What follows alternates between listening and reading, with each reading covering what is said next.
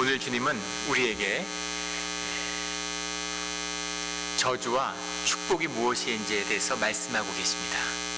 저주란 뭘까요? 하늘에 저주가 있고 하늘에 축복이 있습니다. 그리고 주님은 선택하라고 말씀하고 계시는 거죠. 그런데 무엇이 저주고 무엇이 축복입니까? 우리는 무슨 축복을 받았고 무슨 저주를 피한 것일까요?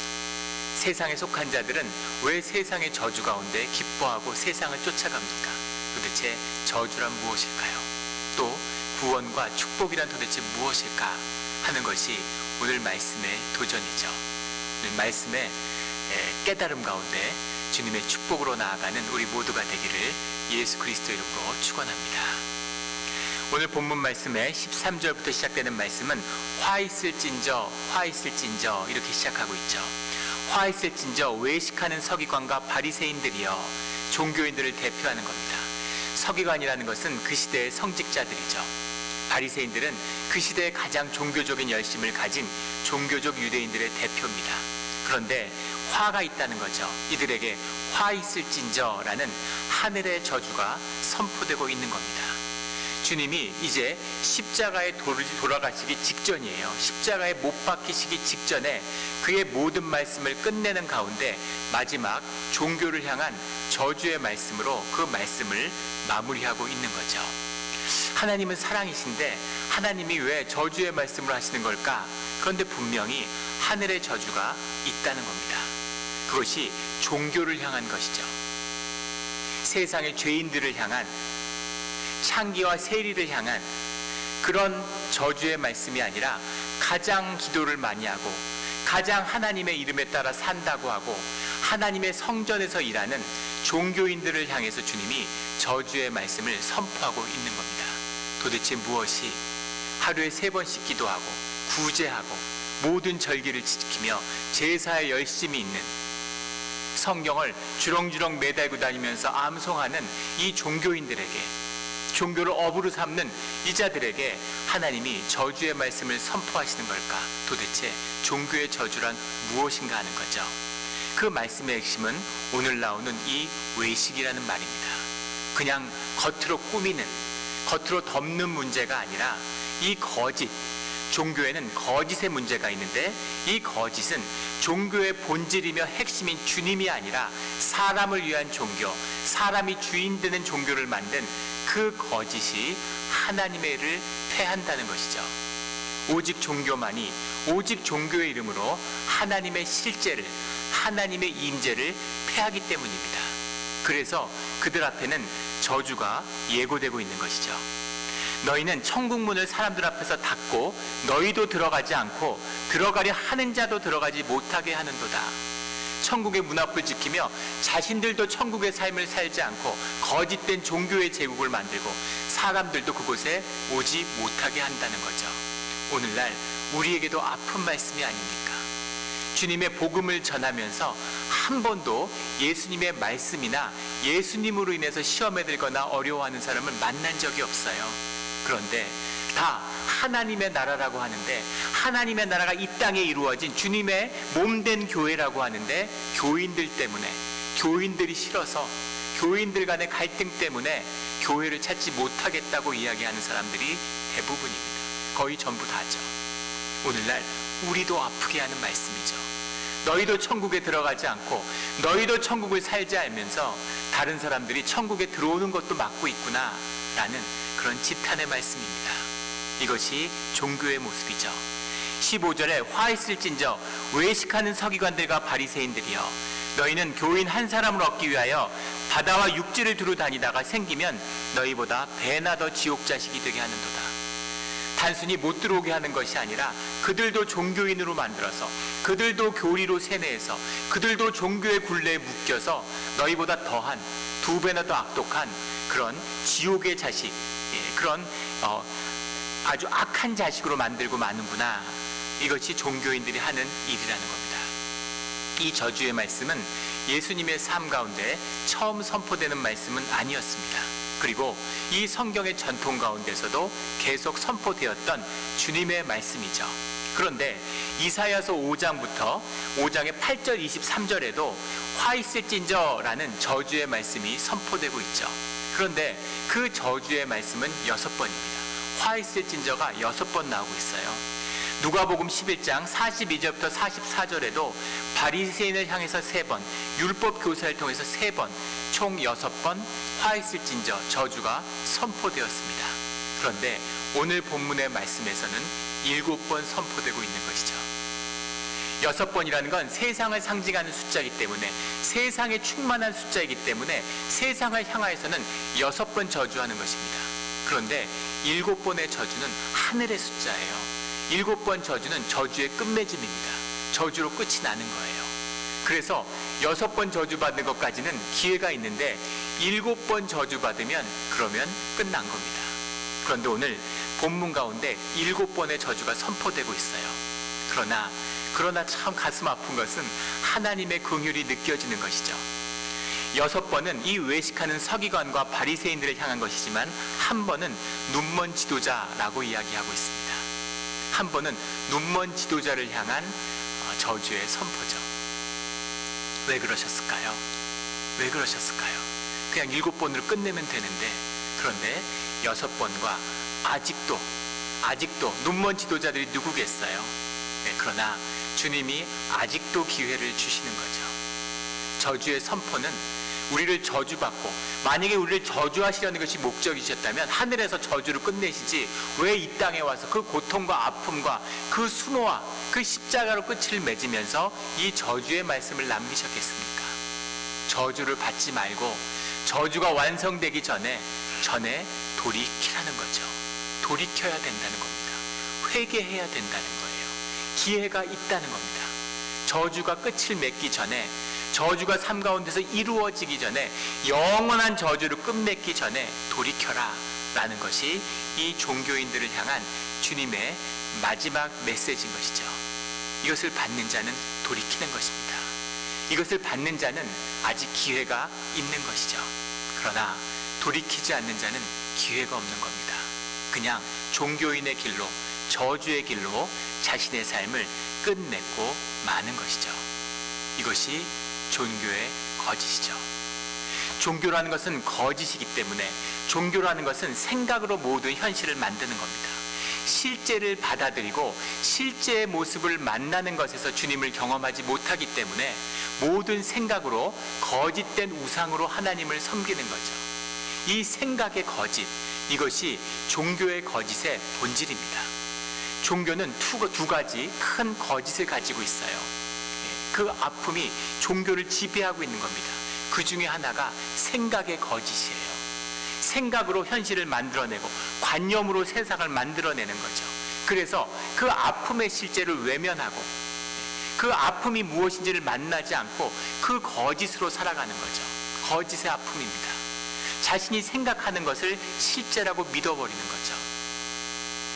이것이 인간의 거짓에서 시작되는 종교의 문제입니다. 우리도 마찬가지죠. 늘 생각의 거짓에 붙들려 살아가고 있어요. 생각이라는 건 자유롭게 떠도는 것입니다. 무슨 생각을 해도 아무 문제가 없어요. 그런데 우리의 감정이 생각을 붙드는 거죠. 생각을 붙들고 그것이 진실이라고 믿어버리는 겁니다. 이것이 인간의 거짓의 본질이에요. 왜 거짓을 믿고, 왜 뻔한 거짓에 속아 넘어가겠습니까? 왜 정치 선동가들이 거짓을 세상에 살포하는데 사람들이 뻔한 거짓말을 믿고 그것을 붙들고 진실이라고 자기를 속일까요? 거짓을 붙들면 그것에서 감정이 발동하기 때문이죠. 감정이 움직이면 그 감정이 우리에게 에너지를 줍니다. 그 에너지를 소비하는 게 좋은 거죠. 그래서 생각으로만, 현실과 부딪히면 어려우니까 생각으로 분노하고, 생각으로 기뻐하고, 생각으로 칭찬하고, 생각으로 의로워지면서 자기 내면에 있는 라이프 포스를 다 탕진해 버리는 거죠. 무기력하고 현실 가운데 아무것도 할 수 없고 매일 앉아서 불평하고 불만하고 세상을 보면서 손가락질하는 그 의로움으로 자기를 채우면서 살아가는 그 거짓, 그것에 뿌리 내리는 것이 종교입니다. 종교의 의로 자기를 쌓고, 종교의 의로 자기를 치장하고, 삶은 한없이 무기력하고, 자신의 신앙과 삶의 힘으로 삶의 도전을 아무것도 해결하지 못하면서, 그러면서 투덜대면서 현실을 외면하면서 살아가는 그 거짓이죠. 최근 아주 가슴 아픈 뉴스가 있었는데 그 생각의 저주가 무엇인가를 보여주는 거죠. 한 탈북자세요. 세터민이라고 하죠, 요즘에는. 근데 북한에서 아주 고위 외교관이었습니다. 고위 외교관을 하다가 도대체 부러울 것이 하나도 없이 모든 걸 다 북한에서 누리던 아주 특권 엘리트인데 왜 탈북을 했을까? 생명의 위협을 느껴서 탈북했다는 거죠. 그런데 무슨 생명의 위협이 사건이 있었느냐? 그러니까 특별한 사건이 없는데 늘 불안하고 늘 두려웠다는 겁니다. 그리고 북한 사회가 어떤 사회인가를 보여주는데 자신이 섬겼던 외무부 장관이었다는 거예요. 북한의 외교부 장관이 얼마나 높은 자리입니까? 그런데 그 외교부 장관이 그 북한의 지도자 동지와 지나가면서 인사를 했는데 지도자 동지가 그날 무슨 말이 있었는지 그걸 제대로 인사를 못 받고 지나갔다는 거예요. 그러니까 두려움에 벌벌 떨다가 다시 한번 찾아가서 인사를 했는데 그때는 뭐 다른 일을 하고 있었는지 그러냐 이러고 넘어갔다는 거죠. 근데 불안에 떠는 거죠. 뭘 잘못했지? 내가 숙청 대상에 올랐나? 이러고 두려움에 떨다가 그날 저녁에 보통 숙청을 하러 국가보위부로도 잡으러 오면 새벽 1시, 2시에 잡으러 온대요. 공포를 극대화하기 위해서 한밤중에 습격을 한답니다. 근데 밤 한밤중에 노크 소리가 딱딱 나니까 그 장관이 날 잡으러 왔구나. 근데 자기가 잡혀가서 취조를 당하게 되면 자기 가족, 친척 뭐 전부 다 이렇게 다 죽게 되니까 그 두려움 속에서 문을 두드리니까 그냥 자살을 해버렸다는 겁니다. 자기의 생각 속에 갇힌 거죠. 옆집에서 뭘 빌리려고 왔다고 그래요. 양초를 빌리려고 전기가 나가서 와서 노크를 했는데 나를 잡으러 왔구나 하는 그 생각의 두려움에 갇혀서 스스로 목숨을 끊은 거죠. 현상은 달라진 게 아무것도 없어요. 근데 생각이라는 것이 얼마나 무서운 것인지, 생각에 사로잡히는 것이 얼마나 무서운 건지를 보여주는 거죠. 그보다 더 비극적인 뉴스도 하나 보았습니다. 최근의 뉴스인데 70대 아들이 72살 먹은 아들이 103살 먹은 엄마를 죽였어요. 한국에서 벌어진 사건입니다. 그런데 죽인 이유가 뭐냐면 엄마가 동생하고 자기를 차별해가지고 그 어머니가 부유한 분이었나 보죠. 아들이 평생 용돈을 받았는데 동생한테 용돈을 더 많이 주고 그날따라 어머니를 모시고 사는 동생 집에 갔는데 동생이 멋진 옷을 입고 있더라는 거예요. 그럼 그 옷 어디서 났니? 하고 물어보면 좋았을 텐데 엄마가 나한테는 저런 옷을 안 사주면서 내 동생한테 사줬구나. 72세입니다. 그래서 그것 때문에 화가 나가지고 엄마한테 왜 엄마는 동생만 이뻐하고 나는 이뻐하지 않느냐고 따지니까 엄마가 화가 나가지고 아들 뺨을 때렸고 아들이 화가 나서 돌을 들고 와서 엄마를 쳐서 죽였다는 거예요. 아무 전과도 없고 초범이고 무슨 정신병력이 있는 것도 아니고 삶에 아무 문제가 없는 사람이었다는 거죠. 그런데 더 안타까운 것은 엄마는 장애를 앓고 있는 육체적 장애가 있대요. 다리에. 그 큰아들은 불쌍하니까 큰아들한테만 평생 용돈을 줬지 그 동생, 잘 살고 있는 동생한테는 한 번도 용돈을 준 적이 없었다는 거죠. 그런데 엄마는 동생을 이뻐해, 엄마는 나를 이뻐하지 않고 동생만 이뻐해라는 생각에 한번 사로잡히니까 모든 것이 그렇게 보이는 거죠. 동생이 예쁜 옷을 입으면 엄마가 사줬구나. 동생이 잘 사니까 엄마가 도와주니까 모든 것이 엄마 탓. 그래서 결국은 그 미움 때문에 자기 엄마를 죽였어요. 72세 아들이 103세 엄마를 죽이고 자기 인생을 파괴해버린 겁니다. 이것이 생각의 저주죠. 종교의 저주는 우리의 삶의 거짓에서 시작되는 겁니다. 우리가 그 거짓 속에 묶여 살아가고 있는 거죠. 이것이 생각과 이 진실을 외면하는 거짓의 문제입니다. 오늘 주님은 18절부터 말씀하세요. 17절, 18절 계속 말씀하십니다. 맹세에 대한 말씀이죠. 16절에 보면 화했을진저 눈먼 인도자여 너희가 말하되 누구든지 성전으로 맹세하면 아무 일 없거니와 성전에 금으로 맹세하면 지킬지라. 어리석은 맹인들이여 어느 것이 크냐 금이냐 금을 거룩하게 하는 성전이냐. 18절에는 제단으로 맹세하면 아무 일이 없거니와 그 위에는 예물로 맹세하면 지킬지라 하는도다. 맹인들이여 어느 것이 크냐 그 예물이냐 그 예물을 거룩하게 하는 제단이냐. 이 맹세라고 하는 것이 종교의 본질이죠. 거짓이니까, 거짓이 와 닿지 않으니까 자꾸만 맹세를 하는 겁니다. 사실은 진짜로 이런 이야기를 많이 하는 사람들은 거짓의 부담을 안고 있는 사람들이죠. 그냥 사실을 얘기하면 돼요. 그런데 사실은 진짜로, 이건 진짜야, 이건 정말이야, 진짜로, 이런 말을 한다는 건 그것이 거짓에 기반한다는 증거가 되는 거죠. 종교가 횡행하니까, 종교의 거짓에 붙들려서 하니까 사람들이 자꾸 맹세를 하는 거예요. 하나님의 이름으로 맹세해. 하나님의 자녀면, 진실의 자녀면 그 말을 움직일 수 없는 진실로 받아들여져야 되는 거죠. 하도 거짓말을 하니까 믿어지지가 않는 거예요. 맹세코, 이 하나님의 이름으로, 제단의 이름으로, 성경의 이름으로 우리 부모님을 걸고 이러고 얘기하는 거죠. 맹세하는 거짓의 증거입니다. 그런데 정말 재밌는 것은, 재밌는 게 아니라 사실 슬픈 일이죠. 이 종교인들이 맹세를 하는데 뭐라고 맹세하냐면, 이 맹세의 규정이 이 주후 1세기에는 얼마나 발달했는지 수백 가지의 맹세의 규정들이 있었다고 해요. 종교적 규정들이. 맹세가 거짓이 되고 맹세가 또 거짓이 되니까 이제는 그 맹세에 대한 규정을 만드는 거죠. 성전으로 그 약속하는 거, 맹세하는 거는 그건 안 지킬 수도 있어. 그런데 성전에 대해 헌금하는 걸로는 지켜야 돼. 왜 이렇게 됐을까요? 이제 그들의 거짓 가운데 남은 진실이, 세상의 거짓 가운데 남은 진실이 돈밖에 없는 거죠. 돈만 실제인 거예요. 세상에 속한 자들, 마귀를 쫓아가는 자는 그 마지막에 남는 우상, 마지막에 남는 실제가 돈밖에 없는 겁니다.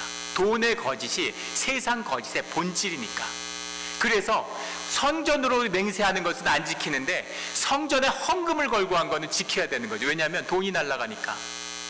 예물로 한 건 지켜야 돼. 예물이 날아가니까. 그래서 돈이 중요한 거죠. 그 돈을 귀하게 만든 것이 성전인데, 그 성전을 귀하게 만드는 것이 하나님인데, 하나님을 모르니까, 하나님을 보지 않으니까 하나님도 귀하지 않아요. 하나님이 뭐 계시겠지만 우리하고 무슨 상관이야. 성전이 귀하지 않아. 하나님이 안 계시는데 성전이 뭐야. 그런데 성전에 바쳐진 헌금은 중요한 겁니다. 그 헌금을 중요시하는 거죠. 코로나로 모이지 못하고 교회가 어려움을 겪어요.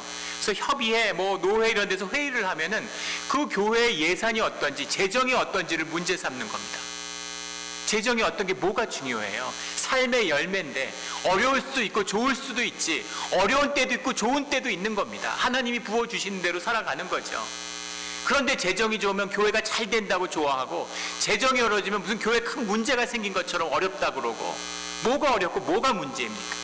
교회의 중심은 예배고 예배의 중심은 하나님이에요. 그런데 거짓의 종교가 사로잡고 있으니까 돈만 생각하는 거죠.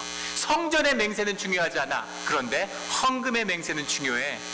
내가 헌금하겠다고 했다가 헌금하면 내 돈 날아가니까, 이런 거죠.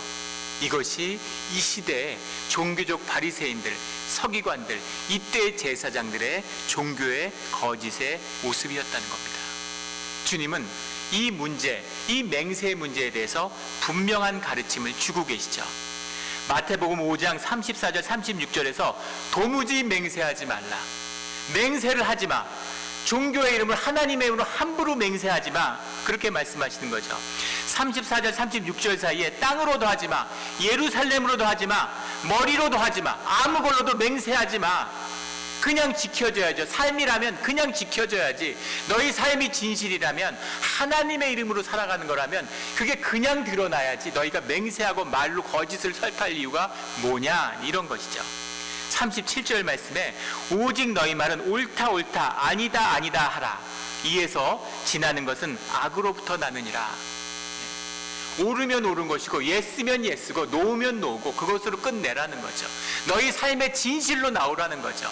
뭐가 아닌데 왜 아니냐면, 뭐가 아니냐면 아무 이유가 없는 것입니다. 교회에 나오지 않는 분들을 보면 이유가 100가지예요. 그런데 아무것도 이유가 될 수 없는 겁니다. 주의 자녀라면, 교인이라면 오직 그 이유 하나로 하나님 앞에 서야 되는 거예요. 우리가 죄인이기 때문에, 그 죄사함이 십자가 앞에 있기 때문에 우리는 예배 가운데 서야 하는 것입니다. 그것이 예스냐 노냐, 옳으면 옳고 아니면 아닌 거예요. 구구절절한 이유가 나오는 것은 다 악에서 나는 것이다 라는 것이 주님의 말씀인 것이죠. 구원이라는 것이 무엇일까? 구원이라는 것이 뭘까? 삶과 말이 일치되는 것. 그 일치된다고 하는 것은 우리의 존재가 진실하게 주님 안에서 나의 나됨을 회복되어서 살아가는 것. 나의 나됨으로 살아가면, 진실이라면 삶은 자라납니다. 생명이라면 삶은 자라나게 돼 있어요. 남보다 멋있을 필요 없고 내가 뭐 인격이 훌륭할 필요 없습니다. 아프고 죄인이지만, 모자라지만 진실하면 되는 겁니다. 진실하다면 주님 안에서 자라가는 거죠. 내가 창기로 살았고 내가 세리로 살았어도 진실하면, 그 아픔으로 주님 앞에 나오면 주님 앞에서 자라나게 되는 거죠. 그런데 우리는 왜 그 진실을 마주하지 못합니까? 이게 또 다른 종교의 비극이죠. 진실의 비극입니다. 거짓의 비극이 있는데 진실의 비극이 있어요. 그리스의 신화 가운데 오이디푸스의 신화라는 게 있습니다. 테베의 왕이었던 오이디푸스가 있죠. 오이디푸스가 태어났을 때 그 아버지 어머니가 신에게 신탁을 받았는데 자식을 낳아서는 안 된다는 신탁을 받았어요. 그런데 부부가 사랑하니까 자녀를 낳은 거죠. 그 자녀가 오이디푸스죠. 그 자녀가 낳았는데 그 자녀의 저주가 두려워서 자녀를 갖다 버렸습니다. 그런데 그 자녀에게 주어졌던 신탁, 그 아들이 돌아와서 아버지를 죽이게 되죠. 오이디푸스 컴플렉스라는 심리학의 용어가 나왔죠. 이것을 아데네의 비극의 시인, 우리 그 인류 역사를 관통하는 그 비극이라고 하는 그 장르를 출범시킨 소포클레스가 오이디푸스 왕이라는 희극을 만들게 되죠. 지금도 공연을 하는 인류 역사상 가장 오래되고 가장 유서 깊은 연극입니다. 오이디푸스 왕을 만들었는데 이 연극은 미스테리물처럼 오이디푸스 왕인 테베의 왕인 오이디푸스의 이야기로 시작돼요. 왕이 됐는데 이 테베 왕국 안에 살인 사건이 나는 거죠. 그래서 그 살인 사건의 범죄자를 추적하는 겁니다. 그걸 추적하다 보니까 결국은 그 모든 살인자가 자기 자신이었음을 발견하게 되는 그런 스토리를 찾아가고 있죠. 근데 이 오이디푸스 왕이 왜 그토록 오랫동안 인류의 마음을 사로잡았을까 하는 것이 도전이죠. 우리가 잘 아는 그리스의 철학자 아리스토텔레스는 시학이라는 책을 썼는데 그 시학 안에 이 오이디푸스야말로 비극의 정수고, 비극이라고 하는 장르가 시작된 것, 그것의 시작을 알리는 그 기초가 바로 이 오이디푸스 왕이다, 이렇게 아리스토텔레스가 평가하고 있습니다. 그럼 도대체 뭐가 비극이냐? 아리스토텔레스는 비극을 뭐라고 정의했냐면, 비극이라는 것은 운명에 휩쓸려 하말티아 때문에, 하말티아라는 게 우리 교회 성경에서 이야기하는 죄죠. 죄로 인해서, 죄로 말미암아 그 행복을, 인생에서 누려야 할 행복을 놓치고 그 불행과 비극의 나락으로 떨어져 버리는 인간의 운명, 그것을 노래하고 그것을 묘사하는 것이 비극이다, 이렇게 정의했습니다. 근데 왜 이 비극이 그토록 오랫동안 사람을 사로잡는 것일까요? 이 비극이, 이것이 우리 삶의 진실이기 때문이에요. 우리의 삶의 본질이 비극입니다. 우리가 아무리 겉으로 번지르하게 산 것처럼 보여도 삶의 내 꿈을, 삶의 내 가능성을, 하나님의 형상의 희망을 피워내지 못했어요. 그것을 피우며 살아본 사람이 없다는 겁니다. 인간으로 산다는 것 자체가 우리의 죄성으로 인한 비극, 이것이 우리 삶의 본질입니다. 그 본질을 꿰뚫고 있기 때문에 사람들이 그 비극의 아픔을 만나는 거죠. 그런데 이런 비극조차도 사람들이 마주할 수 없는 거죠. 그래서 비극도 조작을 하는 거예요. 비극을 꾸미는 겁니다. 선악을 구분지어서 세상에 선한 사람과 악한 사람이 싸우는 것처럼, 선한 사람, 악한 사람이 어디 있습니까? 다 악하죠. 우리 안에 선함도 있지만 악함이 있잖아요. 그 악이 싸우는데, 선과 악이 싸워서 선이 악을 응징하는 것처럼 그런 거짓 스토리에 사로잡히는 거죠. 그걸 보면서 나는 선한 사람이고 저 사람들은 악한 사람이야, 이런 거짓에 휩싸이게 만드는 게 우리가 보는 소업 드라마라고 그러죠. 드라마들입니다. 거짓의 이야기. 그 비극의 이야기조차도 비극으로, 진실로 받아들이지 못하는 인간의 비극이죠. 왜 이걸 받아들이지 못할까요? 이번 주가 한국에서 7년 전에 세월호 사건이라는 것이 있었습니다. 다들 생생하게 기억하실 거예요. 대한민국을 뒤흔든 비극적인 사건이었습니다. 제주도로 수학여행을 가던 그 배가 침몰해 버렸어요. 배가 침몰했는데 304명이 죽었습니다. 304명이 죽었는데 250명이 단원고라고 있는 안산에 있는 한 학교의 학생들이었습니다. 거기에 대해서 모든 사람들이 분노했죠. 너무너무 슬펐던 겁니다. 7년 동안 수백 차례의 검사를 했고 공식적으로 국가의 조사위원회만 4번 이상 구성됐습니다. 검찰에서 감사원에서 한국에서 수사할 수 있는 모든 기관, 모든 걸 동원하고 그 진실을 규명하기 위해서 엄청난 돈을 들여서 그 배를 인양했어요. 배 침몰된 배를 조사를 위해서 인양한 경우는 처음이었다고 합니다. 그래서 그것이 인양된 날 조사위원장이 진실이 인양되었다라는 유명한 말을 했죠. 진실을 인양했는데 그 진실은 무엇이었는가라는 겁니다. 그 진실을 인양해 보니까 솔레노이드 밸브라는 것이 고장나 있어서 그 방향타가 우향으로 37도 고정돼서 움직이지 않더라는 거죠. 이걸 움직여야 되는데 이게 고정돼 있는데 그 상태로 배를 운행했다는 거예요. 배에 짐을 많이 시키려고 내부를 수리해서 배의 무게중심이 높아져 있기 때문에 조금만 흔들려도 배가 가라앉게 돼 있었다는 거죠. 배의 무게를 줄이려고 평양수를 다 뺀 상태였다는 겁니다. 짐을 헐겁게 매가지고 조금만 흔들려도 짐들이 다 와르르 풀려버릴 수밖에 없는 상태였다는 거죠. 그리고 결정적인 건 사고가 났을 때 선장과 선원이 대피지 시도하지 않고 자신들이 먼저 도망갔다는 거죠. 그런데 이 아픔을, 이 슬픔을 직면하지 못해요. 조사하고 또 조사하고 아마 30년, 40년 뒤에도 이걸 조사하고 있을지 모릅니다. 너무너무 슬픈데 그 슬픔 때문에 뒤집어져야 되는데 그 슬픔을 감당할 수 없으니까 분노로 슬픔을 누르는 거죠. 희생양을 찾아야 되는 거죠. 그래서 국정원이 죽였다, 미국 핵잠수함이 와서 들이받았다, 너무 억울해, 미국이 죽이니까 말도 못하는 거야. 그 수역에는 핵잠수함이 들어올 수 없다고, 미국의 어떤 사이즈의 잠수함도 들어갈 수 없다고 해도 그걸 이스라엘 잠수함이 와서 받았다, 뭐가 받았다, 온갖 거짓으로 진실을 덮으려고 하는 거죠. 그리고 분노하려고 하는 겁니다. 왜 분노할까요? 슬픔을 감당하지 못하기 때문이에요. 사람이 슬퍼지면 그것을 분노로 눌러야 자기를 지킬 수 있으니까 그 분노의 대상이 자기를 삼키면 안 되니까 희생양을 만드는 거죠. 너 때문이야, 걔 때문이야, 정권 때문이야, 정치인 때문이야, 정권에서는 해양수산경찰 때문이야. 누구 때문입니까? 그 중심에서 바라봐야 할 진실은 우리의 탐욕이죠. 탐욕과 그 욕심과 그 잔인함과 죄성과 우리 안에 있는 모든 그 죄악된 모습들, 그 엉터리 같은 우리의 내의 모습들, 그 모습들을 직면해야 되는 거죠. 아픈 것입니다. 그 어린 생명들이 그렇게 때로 죽어나가는 그 슬픔, 그 부모들의 찢어지는 아픔, 그 아픔을 같이 통곡하며 뒤집어져서 울어야 되는 거죠. 슬픔으로 받아야 되는 겁니다. 그런데 그 슬픔을 받을 수 없는 거죠. 내 슬픔도 못 받아들이는데 남의 슬픔을 어떻게 받습니까? 우리 삶의 이 깊은 아픔, 삶을 표현하지 못하는 이 깊은 아픔, 그 아픔을 만나는 것이 예수님을 영접하는 길이에요. 예수님이 그 아픈 모습을 긍휼히 여겨주는 겁니다.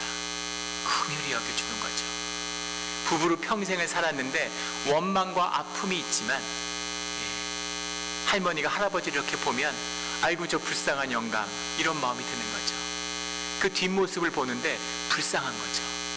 그 슬픔, 그 긍휼한 마음, 이것이 가족이고 그 긍휼한 마음을 서로 나누는 것, 한 가족을 이루는 것이 교회입니다. 교회에서 서로 긍휼하고 아파야 돼요. 가족이라면 아파야 되는 겁니다. 아프지 말아야 돼. 멋있어야 돼. 세야 돼.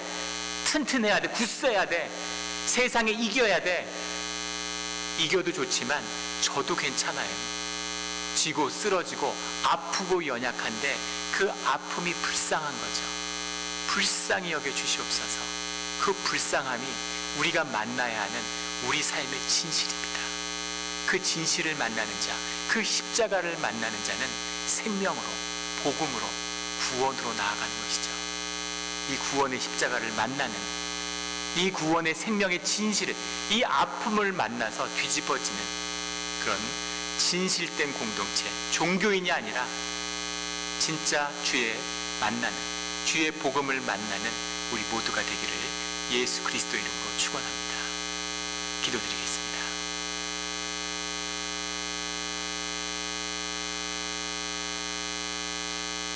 하나님 아버지, 감사합니다. 복음의 말씀을 주시니 감사합니다. 저희가 세상에 속아 살고 저희 자신을 속이는 것으로 살아오다 보니까 복음을 만나도 복음을 속이고, 예수님을 속이고, 교회를 속이고, 거짓 종교를 만들어서 마귀의 자식 노릇을 했습니다. 주님, 주여 아버지여 용서하여 주시옵소서. 정말 아프고 슬퍼서 우리가 못나고, 우리가 부족하고, 우리가 연약해서 매일 세상에서 짓밟혔기 때문에 짓밟히고 싶지 않아서, 교회에서는 아프고 싶지 않아서, 그래서 교회에서도 거짓의 종교의 옷을 입었습니다.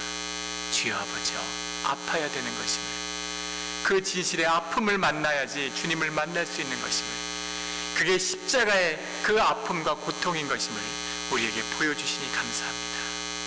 누구보다도, 그 무엇보다도 깊은 우리의 아픔 속에서 그 십자가의 아픔을 온몸으로 받으신, 우리 인간들의 거짓과 추악함과 죄악의 그 아픔을 온몸으로 감싸지 않으신 예수 그리스도의 아픔을 만나게 하여 주시옵소서. 그 아픔을 만나서 우리의 아픔이 주님의 은혜로, 주님의 하늘의 은혜로 치유받고 회복되는 그 아름다운 나의 나된 삶을 걸어나가기를 소원합니다. 감사드리며 예수 그리스도 이름으로 기도드렸습니다. 아멘.